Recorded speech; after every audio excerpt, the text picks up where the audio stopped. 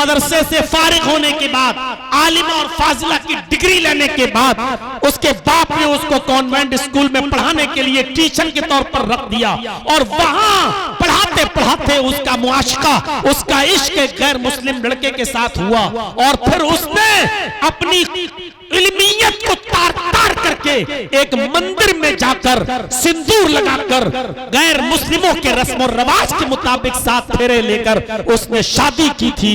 मेरे भाइयों, अल्लाह ने खैर उसको तौबा की तौफीक दी। चंद दिन रहने के बाद वो लौट कर अपने घर वापस आ गई। मैं कहना ये चाह रहा हूं कि अब ये आग हमारे उन मदरसों तक में पहुंच चुकी है और दीनी इदारों तक पहुंच चुकी है।